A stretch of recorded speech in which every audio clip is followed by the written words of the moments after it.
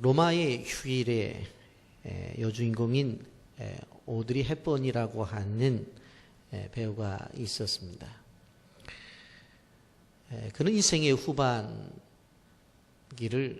자선 사업을 하는데 몸을 바쳤던 것을 볼 수가 있습니다. 그동안 벌었던 물질, 부와 유명세를 가지고 자신의 욕심을 추구하지 않고 소외된 영혼들을 향해 달려갔습니다. 그가 유니세프의 친선 대사로 일을 하면서 어린아이 한 사람을 구하는 것이 축복이다 라고 말을 하면서 인생의 후반기를 그가 요구하는 곳이면 어느 곳이든지 가서 에너지를 쏟았던 것을 볼 수가 있습니다. 수많은 연예인들이 있지만 어떤 사람들은 자신의 집을 놀리고 어떤 사람들은 또 자신의 재산을 어떻게 하든지 자식들에게 물려줘야 되겠다 하는 생각들을 가지고 있었지만 이 오드리 헵번은 세계에 흩어져 있는 가난한 아이들을 향해서 자신의 인생을 바쳤던 것을 볼 수가 있습니다. 여러분, 키 168cm의 작은 키로 한국 축구 대표 선수로 잠깐 뛰었던 분이 있었습니다. 코치도 했었고 감독도 했었지만 크게 드러나지는 않았습니다. 그러나 베트남 국가대표팀 감독으로 부임하면서 3개월 만에 FIFA 랭킹 112였던 베트남 팀을 챔피언 결승전에까지 올리는 그러한 성과를 거둠으로 베트남으로부터 국가 훈장까지 받게 되어집니다. 그래서 그분을 베트남에서 바로 한국의 히딩크라 그렇게 불리고 있다는 것을 여러분들이 들어보셨을 것입니다. 그는 베트남에서 자신의 가치를 입증해 보였습니다. 여러분, 사람들은 사람들마다의 가치가 있는데 그 가치를 나타내는 그 방법이 다른 것을 보게 되었습니다. 어떤 사람은 사업을 통해서 자신의 가치를 드러내는 사람들이 있고 어떤 사람들은 어떤 가치를 얘기할 때에 어떤 자신의 명예가 자신의 가치인 양 생각하고 말하는 사람들이 있습니다. 어떤 사람들은 자식이 가장 소중한 가치라고 생각을 해서 보통 때는 잘 지내다가 자식에 대한 문제만큼은 아주 발끈하는 분들이 계십니다. 그것이 그 사람의 가장 중요한 가치라고 생각하기 때문에 그럴 것입니다. 교회도 비전이 있고 그리고 미션이 있고 바로 핵심 가치가 있습니다. 우리가 성경을 보면서 예수님은 어떠한 것들을 가장 가치 있게 생각했는가 하는 부분을 우리는 마가복음 2장 전체를 통해서 보면서 좀 예수님의 가치를 생각해 본다면 정말 우리가 그것을 우리의 것으로 삼는다면 예수님의 사랑을 받을 수 있는 사람이 된다 하는 사실을 기억하면서 오늘 말씀을 좀 나누려고 생각을 합니다. 첫째 우리가 생각해 본 것은 무엇인가 하면 예수님은 장애물을 뛰어넘는 믿음을 중요하게 생각했어요. 장애물을 뛰어넘는 믿음을 중요하게 생각했어요.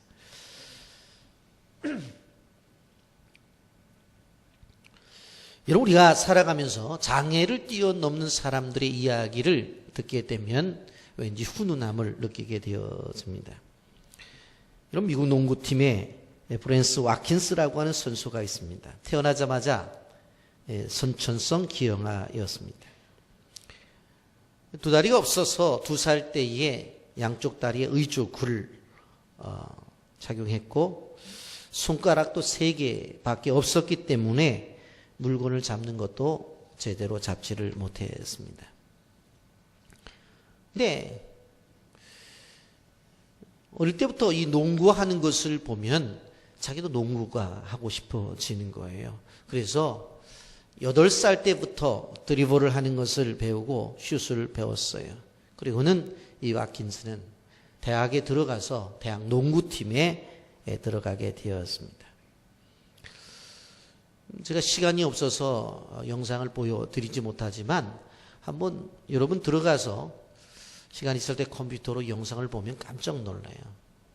철로 만든 2발로 뛰면서 운동장에서 슛을 하는 아주 감동적인 장면들이 있는 것을 보게 되어집니다.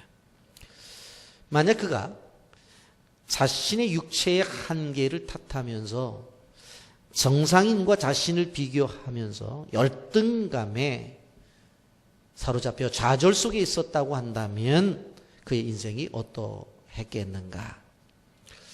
아마 인생을 낭비하면서 좌절된 삶을 지속적으로 살았을 것입니다. 그러나 장애를 극복했기 때문에 그를 통해서 우리는 희망을 발견하게 되어지는 것입니다. 이런 우리는 육체적인 장애도 극복했지만 한 걸음 더 나가서 그는 정신적인 장애와 심리적 장애도 극복했다라고 하는 것을 우리는 보게 되어지는 것입니다. 어떤 사람들은 어떠한 상황이 되었을 때에 자신을 향해서 이렇게 미리 절망해요. 아, 나는 장애가 있어. 저건 정상인들이나 하는 거야. 이 몸을 가지고 어떻게 할 수가 있어? 오늘날 많은 이들이 바로 이러한 장애 앞에 열등의식을 갖고 좌절감에 살아가는 사람들이 많이 있는 것을 볼 수가 있습니다.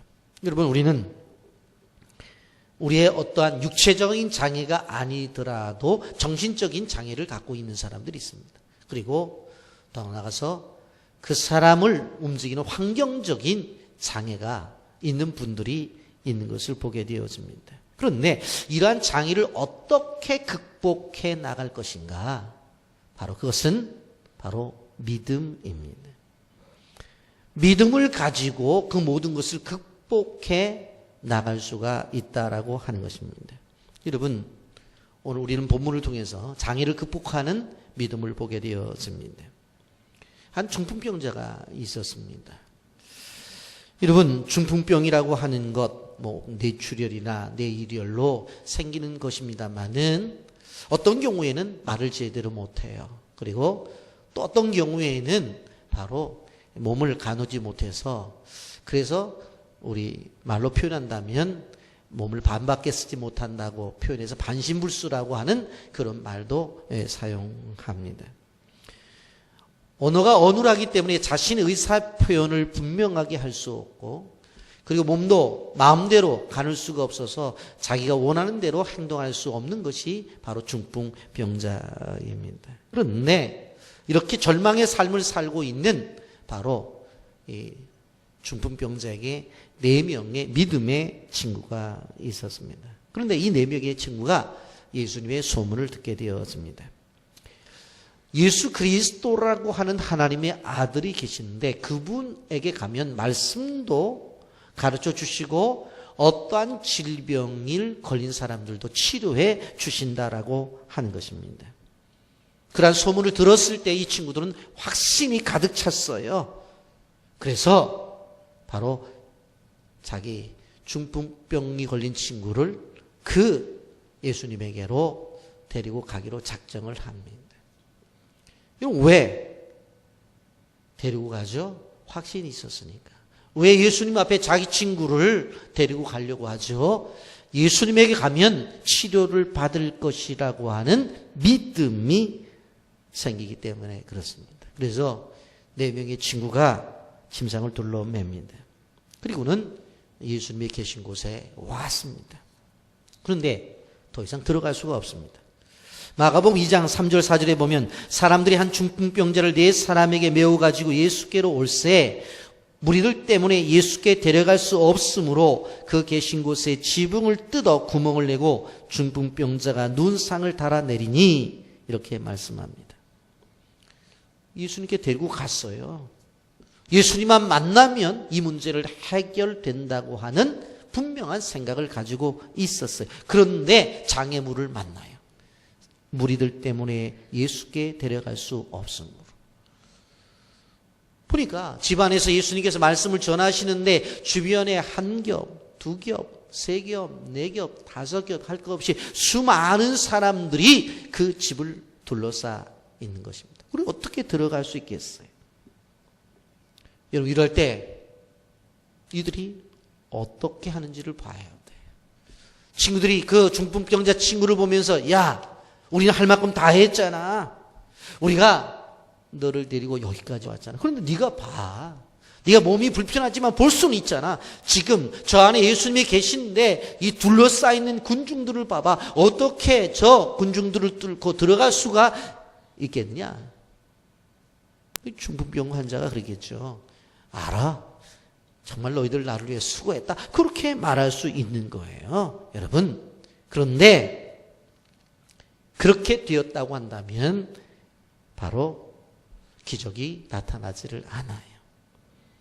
그곳에서 포기하지 않고 한 걸음 믿음을 갖고 나아가게 돼요. 그럴 때 창의적인 바로 방법이 나타나는 거예요. 여러분, 도전하는 사람이 성취를 맛보는 거예요. 도전하지 않는 사람은 절대적으로 성취를 맛볼 수가 없다고 하는 것입니다. 따라서 하십시오. 도전하는 사람이 성취한다. 그게 도전하는 사람이 성취합니다. 여러분, 세계적인 명성을 가지고 있는 호주 오픈 테니스 대회가 있습니다. 이번 사광 신화를 써낸 정연이라는 선수를 여러분들 아실 것입니다. 그는 약시예요. 눈이 어느 정도로 나쁘냐? 이 테니스 공이 잘 정확하게 보이지 않을 정도로 눈이 나빠요. 그리고 그는 고등학교를 공고를 나왔어요.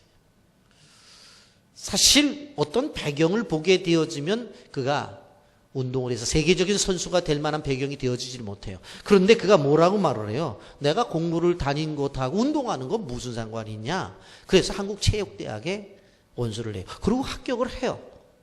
그리고는 바로 22살 나이에 수많은 한국 젊은이들에게 도전의 용기와 성취의 기쁨을 보게 해주어요. 그 다음에 경기를 하다가 그가 못하겠다고 타올을 던지잖아요. 그래서 많은 사람들이 아니 여기까지 와서 어떻게 기권을 하는가 그랬어요. 그런데 다들 그의 발바닥을 보고 아무 소리는 못했어요. 예전에 김연아의 발바닥을 보고 깜짝 놀라서 인터넷에 뭐 김연아의 발바닥 뭐 자기 발바닥 보여주고 비슷한데 나는 왜 스케이트를 못하 막 그런 사람이 있었는데 야 정연이의 발바닥을 보았더니 어때요? 그냥 물집 잡힌 정도가 아니라 헤어져서 안에 뼈가 보일 정도예요. 뼈가 보일 정도로. 그런데 그 아픔을 참고 경기에 임한 거예요. 그러니까 이만한 인물이 된 거예요. 도전한 거예요. 도전한 거예요. 어떤 악조건 앞에서 주저하지 않고 자신의 환경과 아픔 속에서도 해보겠다고 달려들 때에 그런 도전자에게 웃는 모습을 얻을 수가 있었던 거예요. 여러분, 우리 앞에 많은 장애물이 있습니다. 그런데 그 앞에 있는 장애물보다도 더 무서운 장애물이 뭔 줄 아세요? 내 안에 있는 장애물이. 우리 안에 있는 장애물. 실패에 대한 두려움, 문득 떠오른 부정적인 생각들, 그런 것들이 무서운 거예요. 그걸 뛰어넘어야 돼요. 여러분, 내적인 장애물을 뛰어넘지 아니하면 앞에 있는 장애물을 넘을 수가 없어요. 여러분, 4명의 친구는 앞에 있는 장애물을 뛰어넘기 전에 내적인 장애물을 뛰어넘잖아. 여기까지 왔잖아. 한번 해봐야지. 왜 여기서 우리가 포기해? 하고 한 걸음 한 걸음 더 나갑니다. 여러분, 존 록펠러는 이런 말을 했어요. 나는 살아오면서 어려움이 다가올 때마다 그게 좋은 기회가 되도록 노력했습니다. 장애물이 올 때마다 이것이 내 인생의 기회가 될 수 있다고 생각하고 도전을 했다고 하는 것입니다. 최초로 에베레스트 산을 정복한 에드몬드 힐러리는 이런 말을 했어요. 우리가 정복한 것은 에베레스트 산이 아니다. 우리 자신이었다고 고백을 해요. 그 높은 산을 보는 수많은 산악인들이 저 높은 산은 갈 수가 없다고 그 마음속에서부터 이미 결정을 낸 거예요. 그런 도전도 안 한 거죠. 그런데 바로 에드먼드 힐러리는 뭐라고 말을 했어요? 그 마음속에 할 수 있다. 할 수 있다. 그 마음속에서부터 이미 에베레스트 산을 정복했어요. 그리고는 도전을 한 거예요. 그리고는 나중에 그 산을 오르게 된 거예요. 여러분, 우리 인생에 있어서 어떠한 장애물이 우리 앞을 가로막고 있는지, 내 인생에 있어서 어떤 것이 나를 힘들게 하는지, 그러한 것들을 우리가 넘기 위해서는 무엇을 가져야 돼요? 믿음을 가져야 돼요. 믿음. 여러분, 믿음을 가지고 나가게 되어질 때 분명 그 길이 있다는 사실을 기억하시기를 바랍니다. 여러분, 이 사람들이 믿음을 가지고 나갈 때 어떻게 해요?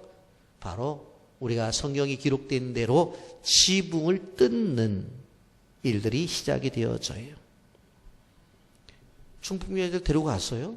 봤더니 예수님이 방 안에서 말씀을 전하는데 한 겹, 두 겹, 세 겹 수많은 사람들이 둘러 있단 말이에요. 야, 여기서 포기할 거냐? 아니다. 우리 친구를 치료해 줘야 되겠다 해서 창의적인 생각이 뭐예요?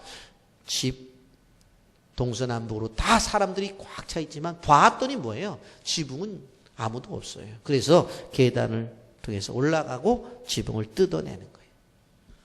그리고 줄을 매가지고 어떻게 해요? 바로 그 친구를 예수님 앞으로 달아내리는 거예요. 여러분, 생각을 해보십시오. 예수님 앞에 수많은 사람들이 왔지만 이런 방법을 선택한 사람들은 없었어요. 그러나 이것 자체가 얼마나 다른 사람들이 볼 때 무모한 짓이에요. 지붕을 뜯어내요. 예수님 앉아있는데 흙덩어리, 먼지덩어리가 떨어지겠죠. 먼지가 나겠죠. 수많은 사람들이 손가락질하면서 왜 그렇게 했냐고 말할 수 있겠죠. 그런데 주변의 사람들은 그렇게 말할지 모르지만 예수님은 그렇게 하는 사람들의 마음 중심을 보셨어요. 그래서 5절에 이렇게 말씀해요. 예수께서 그들의 믿음을 보시고 중풍병자에게 이르시되 작은 자야 내 죄사함을 받았느니라 하시니. 그들의 믿음을 보시고, 누워있는 중풍병자 한 사람의 믿음이 아니라 들 것을 들고 왔던 그러한 4명의 믿음을 보시고 치료를 해 주셨다는 겁니다. 여러분, 친구를 두려면 이런 친구를 두어야 되는 거예요. 옆 사람과 인사 나누세요. 이런 친구 되어 주십시오.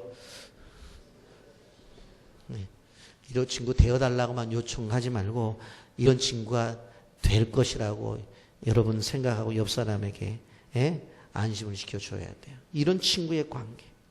예수님이 무엇을 보셨어요? 그들의 믿음. 예수님이 치료했던 것은 다른 기준이 아니에요. 믿음을 갖고 치료를 한 거예요. 바로 들것에 실려왔던 그 중풍병자, 그리고 주변에 4명의 친구, 다 믿음이 있었던 말입니다. 여러분, 예수님이 성도를 생각하고 예수님이 바라보는 가치가 뭐냐? 믿음이 있느냐 없느냐, 그것을 예수님께서 보신다고 하는 것입니다. 예수님이 생각하는 가치, 믿음 있는 사람들이 귀한 사람들이라고 예수님은 생각하신다고 하는 것입니다. 우리도 어떻게 해서든지 교회를 건축하겠다, 믿음을 갖고 열정을 가지면 이를 이루는 거예요. 성경에 보십시오. 믿음이 있으면 항상 역사하셨어요. 예수님께서 믿음으로 나오는 사람들에게 외면치 않으셨어요. 여러분, 로마의 백부장을 향해서도 너희 믿음이 크도다, 이만한 믿음을 유대 사람 속에서 본 적이 없다고 칭찬을 했더니 치유의 능력이 나타났습니다. 예수님이 보시는 포인트는 믿음이에요. 믿음. 여러분, 예수님은 선포하셨어요. 내 믿음대로 될지어더라. 사람들이 장애를 만나게 되어지면 믿음이 흔들려요. 어려움을 겪게 되어지면 믿음이 흔들려요. 고통을 당하게 되어지면 믿음이 흔들린단 말이에요. 그런데 그 순간이 우리가 믿어야 될 순간이라는 것을 알아야 돼요. 흔들리고 또 어려움을 당한다고 해서 우리가 믿음의 줄을 놓는 것이 아니라 그 시간에 믿음을 가져야 될 때. 빌립보서 4장 13절 내게 능력 주시는 자에서 내가 모든 것을 할 수 있느니라. 마가복음 9장 23절 예수께서 이르시되 할 수 있거든이 무슨 말이냐. 믿는 자에게는 능치 하지 못할 일이 없느니라. 믿는 자에게는 능히 하지 못할 일이 없다고 그랬어요. 우리의 이런 믿음이 필요해요. 주님이 우리를 향한 관심은 우리가 믿음이 있느냐 없느냐라고 하는 것이에요. 왜? 믿음이 있는 사람이 도움을 받을 수 있어요. 믿음 있는 사람이 문제를 해결할 수 있어요. 믿음 있는 사람이 바로 어떠한 문제든지 간에 이겨낼 수가 있다라고 하는 것입니다. 그러기에 우리 인생에 어떤 장애물이 있든지 간에 믿음을 가지고 그것을 넘기를 예수님의 이름으로 축복합니다. 아멘. 아무도 지붕을 뜯을 생각은 못했어요. 바로 여기에 4명의 친구가 그런 생각을 한 것입니다.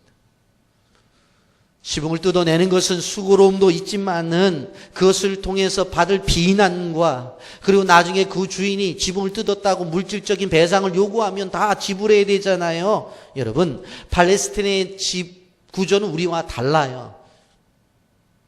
그들의 지붕은 바로 단층 구조로 되어 있고 나무로 엎어서 그 위에 진흙을 발라서 단단하게 지붕을 만들어내요. 그리고 옆에 그 지붕에 올라갈 수 있는 계단을 만들어요. 그러니까 이 4명의 친구가 들 것을 들고 그냥 지붕으로 올라간 거예요. 그리고 그 위를 뜯어낸 거예요. 흙 떨어지죠. 먼지 나죠. 쉬운 건 아니에요. 그러나 그 친구를 치료해야 되겠다고 하는 분명한 목적 앞에서 포기하지 않았어요. 우리가 기억해야 될 것은 어떠한 장애가 있더라도 도전하는 믿음이 필요하고 이것을 분명히 이루어야 되겠다고 하는 분명한 생각이 있으면 어떠한 장애가 있더라도 그것을 이겨내야 되는 것이지 절대로 그 앞에서 포기해서는 안 돼요. 여러분, 오늘 본문을 통해서 이러한 도전하는 믿음을 가지고 여러분의 인생의 삶 속에서도 이루시는 축복이 있기를 예수님의 이름으로 축복합니다. 아멘. 또 한 가지 여기 보게 되어지면 13절 말씀 보면 예수께서 다시 바닷가로 나가심에 큰 무리가 나왔거늘 예수께서 그들을 가르치시니라. 이렇게 가르치시다가 14절에 가보면 또 지나가시다 알페오의 아들 레위가 세관에 앉아있는 것을 보시고 그에게 이르시되 나를 따르라 하시니 일어나 따르니라. 그렇게 말씀해요.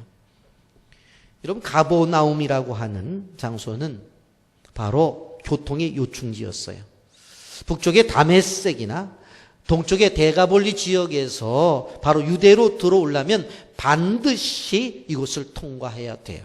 그런데 이 가버나움 큰 길에 뭐가 있냐? 바로 세관이 있어요. 세무소가 있다. 근데 거기에 앉아서 지나가는 사람들을 통행세를 받고 지나가는 사람들이 가지고 오는 짐들을 열어보고서 그 가격을 매겨가지고 어떻게 해요? 돈을 받는 일을 누가 해요? 바로 이 세무소에서 하는 거예요. 그런데 여기에 앉아있는 한 사람이 있었어요. 누군가 하면 바로 레위라고 하는 한 사람이었어요. 그런데 여기 세무공무원들은 눈물도 없고 인정도 없는 사람이었어요.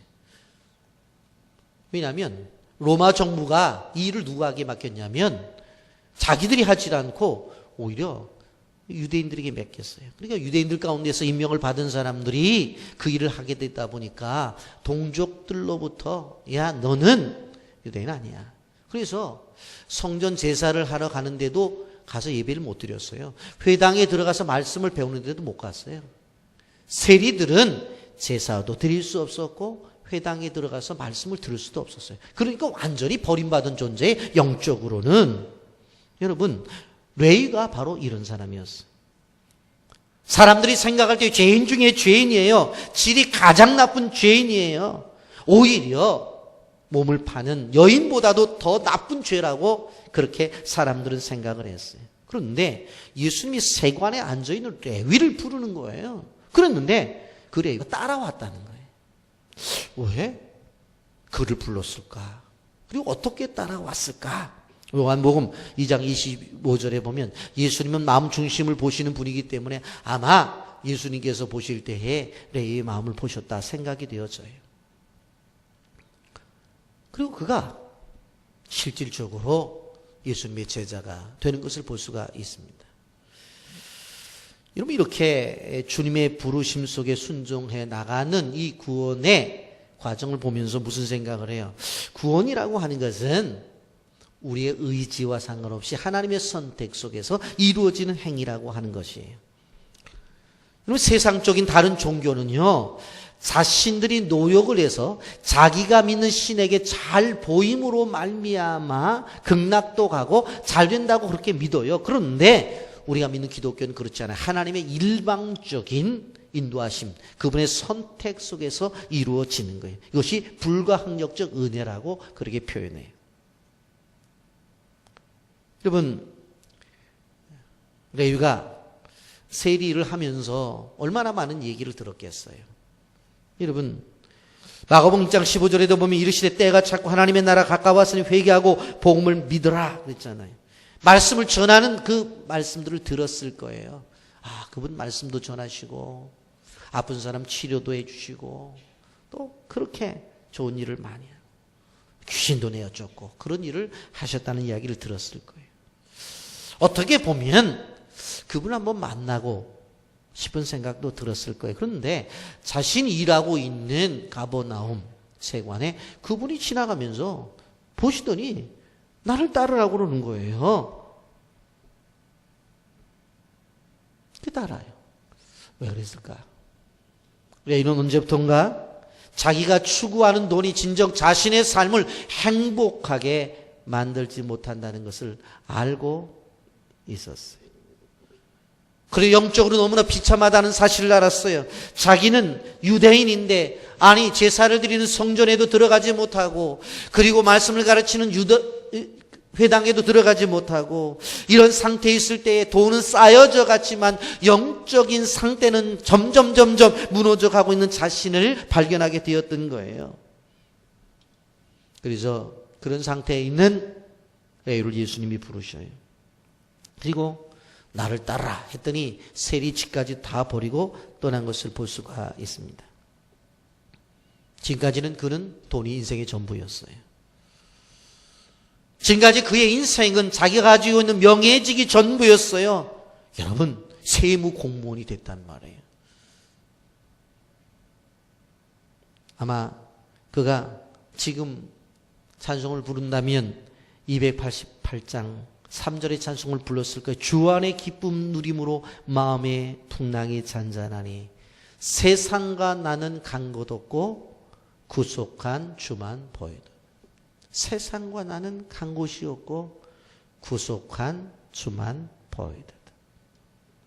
모든 특권을 다 버리고 예수님과 함께 하겠다는 결정을 내려요. 여러분, 마태복음 9장에 가보면 이 사람이 레위가 바로 마태였다는 것을 알 수 있습니다. 여러분, 한번 생각을 해보세요. 레위, 일시적인 것을 버리고 이제 영원한 것을 선택하는 사람이 되었어요.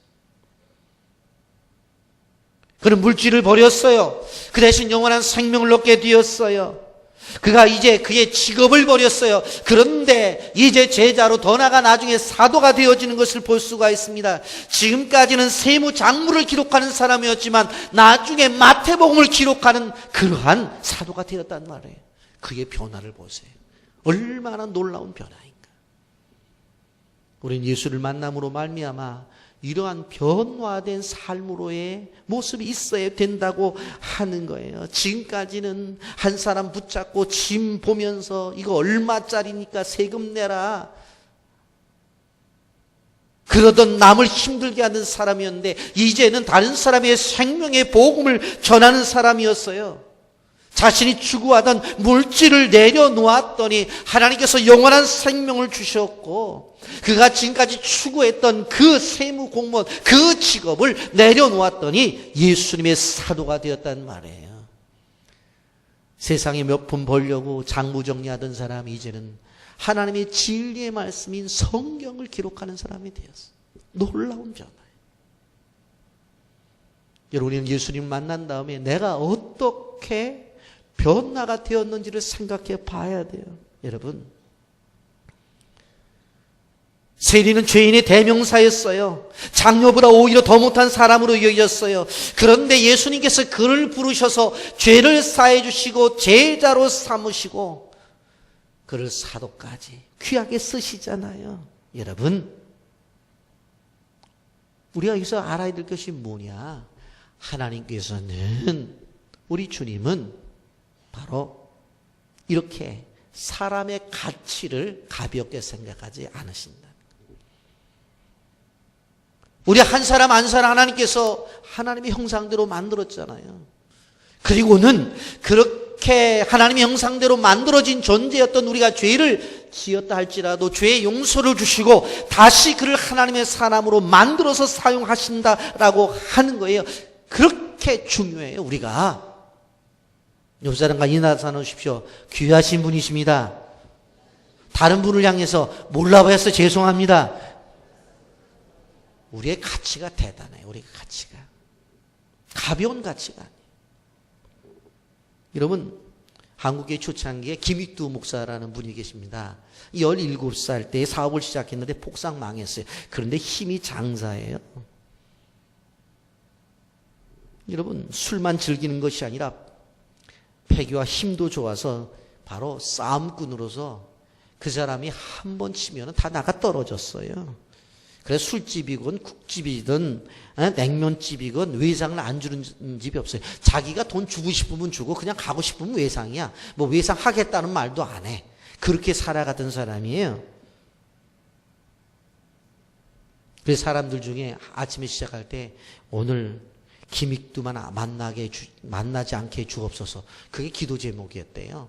예수를 믿든지 안 믿든지. 그런 사람인데 사업에 실패하고서 술고래가 되어서 이 거리 저 거리를 다니다가 이 소알련 선교사가 집회를 하는 그 부흥집회를 하는 데를 지나가게 되었어요. 그런데 무슨 얘기를 하냐면 그 떠듬떠듬한 한국말로 소알련 선교사가 사람은 죄 지은 대로 보응을 받는다 그러는 거예요. 딱 들어왔어요. 사람이 죄를 짓는 대로 보응을 받는다고? 그럼 내가 이렇게 된 거 내가 죄 지어서 그런가? 하고 생각해 봤더니 남 두드려 팬 거, 남의 집 가서 음식 먹고 돈 안 낸 거 뭐 이런 거 사방에서 다 생각이 나는 거예요.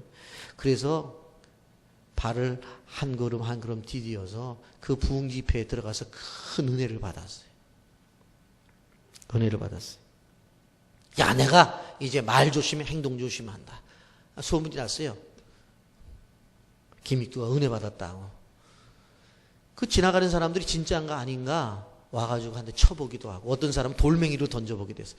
과거에는 난리가 났어요. 그런데 돌멩이가 날라도 맞고 아멘 그러고 가는 거예요. 변하긴 변했구나. 역사적 기록에 의하면 10개월 동안 성경을 100번 읽었대요. 엄청나게 성경을 읽은 거죠. 여러분. 그리고 후에 바로 목사 안수를 받고 목회자가 되었어요.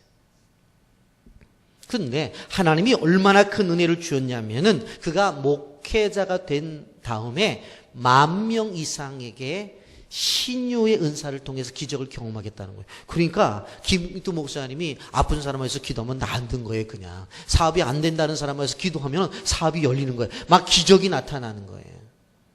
여러분, 하나님은 이렇게 사회에서 버림받은 인생이랄지라도 선택해서 사용하시는 분이에요. 사람의 가치를 귀중하게 여겨요. 여러분, 레위가 구원을 받은 다음에 어떻게 자기 집에 예수님 초청해갖고 잔치를 벌여요? 여러분, 당시에 예수님의 제자된 사람 가운데 가장 큰 부자였어요. 얼마나 돈을 많이 모았겠어요. 많은 사람들을 모아놓고 집도 넓으니까 잔치했겠죠. 그 안에 많은 세리와 죄인들도 있었어요. 15절 보면 그의 집에 앉아 잠수질 때 많은 세리와 죄인들이 예수와 그의 제자들과 함께 앉으니 이는 그러한 사람들이 많이 있어서 예수를 따름이라. 많은 사람들이 와서 사회 속에서 죄인이라고 하는 사람들이 와서 같이 잔치에 참여를 한 거예요. 그곳에서 예수님 말씀을 듣는 거. 이게 전도예요. 이게 전도. 자기가 은혜를 받았으면 자기가 집 내놓고 예수님 초청해서 많은 사람들을 오라고 해서 그곳에서 말씀 듣게 하는 거, 이게 전도란 말이에요. 이게 전도. 근데 이것도 가만히 넘어가는 사람들이 없죠. 마가복음 2장 16절에 보면 바리새인의 서기관들이 예수께서 죄인 및 세리들과 함께 잡수신 것을 보고 그의 제자들에게 이르되 어찌하여 세리와 및 죄인들과 함께 먹는가? 예수님을 비방해요. 중풍병자의 죄를 사해 줬을 때는 뭐 수근수근하고 넘어갔는데, 이제 이 세리 마태가 온 집에 사람들을 초청해서 잔치를 하니까 그 가운데 예수님을 향해서 드러내놓고 비난을 하는 거예요. 비난을 하는 거예요. 그러나 예수님은 그들도 다 구원받기를 원했던 거예요. 마가복음 2장 17절 예수께서 들으시고 그들에게 이르시되 건강한 자에게는 의사가 쓸데없고 병든 자에게라야 쓸데 있느니라. 나는 의인을 부르러 온 것이 아니요 죄인을 부르러 왔노라 하시니라. 예수님께서 그 얘기를 듣고 병든 자에게 의원이 필요한 거야. 마찬가지로 죄인을 부르러 내가 와서 하면서 말씀을 하는 거예요. 여러분, 우리 주님은 치료의 하나님이세요. 출애굽기 15장 23절에 치료하시는 하나님으로 나타납니다. 우리의 육신도 우리의 영혼도 치료해 주시기를 원하십니다. 그런데 바리새인이나 서기관들은 스스로 의롭게 생각해. 치료받을 게 없대요, 자기들은. 네? 그러니 치료받을 게 없다고 하는데 어떻게 치료해요? 우리가 병원에 가서 어디가 아프다고 고백을 해야 뭐 의사가 치료를 하는 건데 병원에 가질 않아. 이 바리새인들과 서기관들 예수님에게 오지를 않아요. 그러나 하나님의 은혜를 받은 사람들은 늘 하나님 앞에서 자기가 얼마나 큰 죄인인지를 고백하며 살아가요. 디모데전서 1장 15절 미쁘다 모든 사람이 받을 만한 이 말이요 그리스도 예수께서 죄인을 구원하시려고 세상에 임하셨도다 하였도다. 죄인 중에 내가 괴수니라. 사도 바울은 죄인 중에 괴수라고 말하는데, 과거에 죄인 중에 괴수였다, 과거에 내가 죄를 많이 지었다라고 하는 것이 아니라 여기에 시제를 보면 현재형의 현재형, 프로토스 에이미 에고라는 헬라 말을 쓰고 있어요. 이게 뭐냐면 바로 내가 어떤 사람이냐, 죄인 가운데 1번이다 그거예요. 죄인 가운데 1번이다, 우두머리다, 그런 얘기. 여러분, 사도 바울이 그동안 얼마나 많이 복음을 전했어요. 얼마나 많은 곳에 가서 교회를 개척했어요. 얼마나 많은 고난 속에서 예수를 증거했어요. 그런데도 불구하고 자기를 향해서 뭐라고 말해요? 죄인 중에 괴수라고 말을 해요. 이것이 사도 바울의 겸손이에요. 이것이 사도 바울의 낮아짐이에요. 그렇기 때문에 끊임없이 사도 바울이 은혜를 받은 거예요. 예수님은 죄인을 부르시기 때문에 죄인인 줄 깨닫는 사람만이 하나님의 은혜를 받을 수가 있다라고 하는 것입니다. 여러분, 우리는 이 사실을 알아야 돼요. 예수님은 어떠한 것을 가치 있게 여겼어요? 사람을. 죄인이지만 가치 있는 존재다. 그래서 그를 불러서 사도로 만들어내요. 그러니 우리도 얼마나 귀한 하나님의 가치 있는 존재로 주님이 보시는지를 우리는 두 번째 알아야 돼. 세 번째, 신앙의 본질을 가치 있게 여기셔요. 신앙의 본질. 조금 어려운 겁니다만은 그러나 우리가 생각해 봐야 돼요. 18절부터 마지막 절까지 보게 되어지면 바리새인들과 예수님과 신앙의 논쟁이 벌어지게 되어지는데, 바로 그 논쟁을 통해서 예수님이 꼬투리를 잡으려고 해요. 예수님은 온유한 모습도 있었지만 신학적으로 교만한 사람들에게는 냉정한 논리를 갖고 다루셨어요. 논쟁은 두 가지 부분이었어요. 하나는 금식 논쟁이고 또 하나는 안식일 논쟁입니다. 18절에 금식 논쟁이 이루어지죠. 요한의 제자들과 바리새인들이 금식을 하고 있는지라 사람들이 예수께 와서 말하되 요한의 제자들과 바리새인의 제자들은 금식하는데 어찌하여 당신의 제자들은 금식하지 아니하나이까. 아니, 요한의 제자들도 금식하고 있고 바리새인들도 금식하고 있는데 왜 당신의 제자들만 금식을 하고 있지 않습니까? 묻잖아요. 이때에 예수님이 하신 것이 혼인잔치집의 비유예요. 야, 잔치집에 가서 신랑과 함께 할 때 금식 할 일이 있어 없어? 그 말이 안 되잖아. 잔치집에 가서 나 금식할 거야. 그럼 잔치 오히려 망치는 거지. 무슨 얘기예요? 지금은 금식할 때가 아니다. 그걸 얘기하는 거예요. 금식이라고 하는 것들에 의해서 아무 때나 하는 것이 아니다. 금식의 본질에 대한 이야기를 해주고 있어요. 그리고 안식일에 대한 거죠. 안식일에 제자들이 밀밭 사이 지나가다가 이삭을 잘라 먹은 일이 있어요. 그걸 노동했다고 말을 하는 거예요. 그때 예수님 뭐라고 말해요? 27절. 또 이르시되 안식일이 사람을 위하여 있는 것이요 사람이 안식일을 위하여 있는 것이 아니니 라고 말했어요. 당시에 혁명적인 사상이었어요. 율법의 규정에 매여 사는 사람들이 바로 율법 중심적인 사고를 가지고 있는 사람들, 그 사람들을 향해서 폭탄과 같은 파격적인 선언을 하고 계신 겁니다.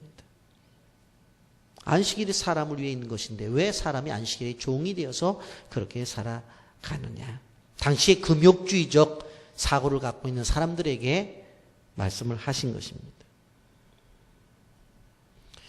왜 전통이나 규례는 바로 지금 살아가고 있는 사람들을 향한 바로 이것이 도움이 되어져야 되는데 오히려 전통이나 규례가 더 살아가는 사람들을 힘들게 한다면 그건 잘못된 것이다 라고 하는 것을 이야기하는 것입니다. 신앙의 본질, 예수님의 정신, 그것을 얘기하는 거예요.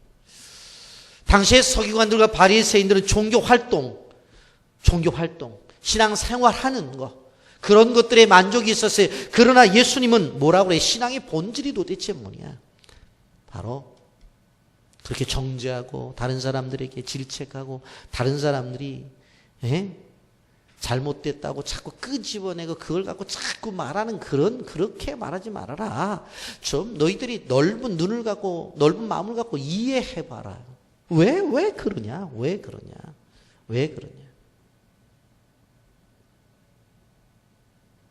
그래서 금식 논쟁과 안식일 논쟁의 총지부를 찍는 것을 바라볼 수가 있습니다. 이건 우리도 기억해야 돼요. 우리가 많은 사람들과의 관계 속에 생활하잖아요. 그러면 첫 번째는 다른 사람을 이해하려는 시각을 가져야 돼요. 자꾸 이해하려고 하지 않고 어떻게 하면 그 사람이 특별히 잘못한 것도 없는데 그걸 잘못했다고 찍어내려고 그래요. 그러면 안 돼요. 그러면 안 돼. 우리가 항상 다른 사람을 이해하고 섬기면서 함께 하나님의 나라를 가는 사람으로 세워나가야 되는 거예요. 말씀을 정리합니다. 50대 이상의 분들은 국민교육 헌장을 외쳤어요. 애국주의를 하면 우리는 민족 중흥의 역사적 사명을 띠고 이 땅에 태어났다. 어렸을 때부터 전했지만 생각해 보니까 이게 보통 무거운 게 아니야. 그 초등학교 아이들을 앞에다가 놓고서 국기에 대한 격려를 하고서 우리는 민족 중흥의 역사적 사명을 띠고 이 땅에 태어났대. 대단한 거 아니에요? 그런데 여러분 생각해 보면 외부에 의한 주입적 가치이지만 그래도 예전에는 국민적인 방향을 국가가 제시해 주었어요. 그래서 어렸을 때 뭘 모르지만 그래도 민족 중흥의 역사적 사명을 따고 내가 이 대한민국에 태어났다. 그렇게 생각을 했었는데 요즘 보세요. 요즘 좌파니 우파니 보수니 진보니 태극기니 촛불이니 가치가 다 달라. 노인 세대와 젊은 세대의 가치가 달라요. 그러니까 이게 나라가 힘든 거예요. 국가가 무엇인가 하나를 던져줘야 돼요. 그런데 그런 것이 나타날 때에 또 생각하는 방향성이 달라서 난리가 나잖아요. 그동안 오래 해왔던 평창 올림픽도 마찬가지잖아요. 잘하면 되잖아요. 근데 그것 갖고 얼마나 지금 서로 간에 무냐고요. 그렇다면 우리 그리스도인들은 어떻게 해야 되느냐? 예수님이 말씀하시고 성경이 말하고 있는 가치, 누구도 부정할 수 없는 가치, 그것들을 붙잡고 나가야 돼요. 오늘 첫 번째 뭘 말씀했어요? 믿음이라고 하는 것 중에 믿음을 가져야 되는 거. 이게 믿음의 가치를 예수님이 중요하게 생각했어요. 그러니까 믿음이 있는 사람들은 역사를 이뤄냈잖아요. 두 번째 뭐예요? 다른 사람들은 다 죄인이라고, 다른 사람들은 저 사람들과 함께 할 수 없다고 하는 죄인이지만 그 사람을 불러서 제자 삼고 사도로 만들었잖아요. 사람에 대한 가치를 귀하게 여겨야 된다는 거예요. 두 번째. 세 번째로 뭐냐면 바로 우리 주변에 있는 어떠한 법, 그 틀로서 사람을 정죄하면 안 돼요. 그것이 가지고 있는 본질이 뭐냐면 본질이. 제가 가끔 웃으면서 얘기하잖아요. 예? 남의 집 손주가 교회 안에서 말썽 피고 떠들고 그러면 애들 가정교육이 잘못됐다고 그러고, 자기 손주가 그러면 애가 건강해서 그렇다고. 자기 법이에요, 자기 법. 이 법으로 자꾸 이렇게 하면 안 돼. 우리가 중요한 가치가 뭐냐? 영혼을 소중하게 여기고 사람을 소중하게 여겨. 그래야 되는데 그러지 않아요. 여러분, 우리 마가복음 2장을 우리가 생각해 보면서 예수님이 중요하게 생각했던 가치 꼭 기억하셔서 여러분의 신앙생활에 적용해서 하나님의 나라를 세워나가는 주의 백성들이 되기를 예수님의 이름으로 축복합니다. 아멘. 거룩하신 하나님 아버지 은혜와 사랑을 감사합니다.